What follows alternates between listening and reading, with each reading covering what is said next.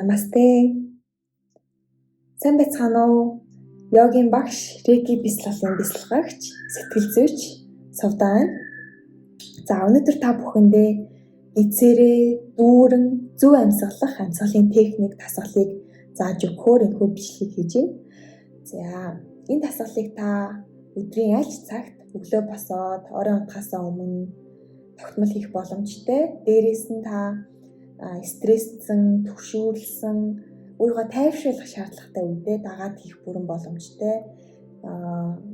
Зөв амьсгалах техникт суралцахад туслах дасгал байнамаа.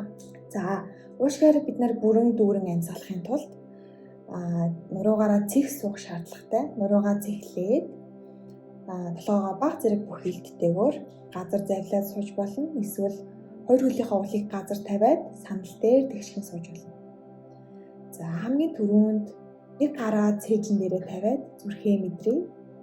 Нөгөө гараа хидс хөвлөд дээрээ тавиад амьсгалаа мэдрээ.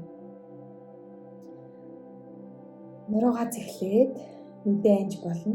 Эсвэл нээлттэйгээр нь гүнзгий амьсгал. Хамраараа гүнзгий амьсгал аваад гизээ дүүргээд бөмбөлгөө яг шаар үлээж байгаа юм шиг байдаг чадлаар нь бөмбөлөлөө. Буцаагаад амаараа дуустал нь удаанаар гаргая. Гизээ өглөөгөө татлаа. Эзний булчин энд ажиллаж байна. Амьсгалаа авлаа. Хамраараа дүүртэл бүрэн гүйлтэд авлаа. Гизээ тэллээ, бөмбөлөлөө, дүүрэглээ. Хамгийн гол нь удаанаар алгуурхаар буцаагаад амаараа үлээгээд гаргалаа. Гизээ өглөөгөө татлаа. Амьсгалаа авлаа. Энд цээж мөр хөдлөхгүй зөвхөн гиз бөмбөж хөдлөнө. Амьсгалаа гаргалаа.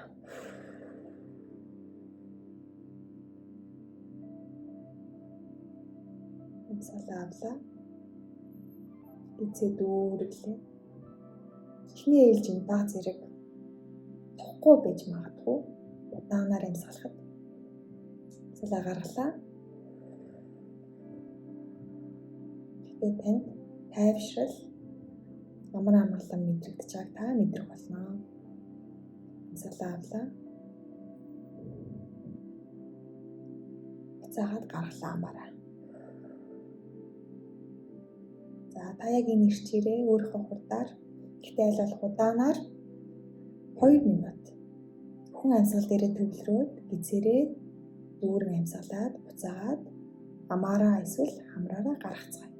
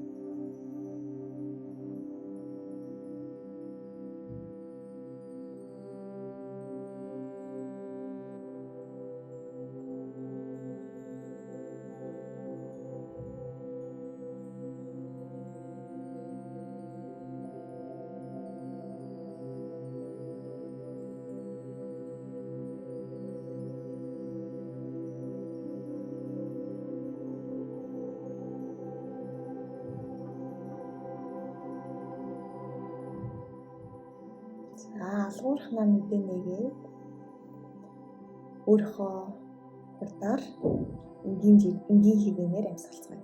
Өнөөдрийн амьсгалын тасгал та бүхэнд таалагдсан гэж итгэлтэй байна. Та бүхэн тайвшруулсан байх, амраасан байх.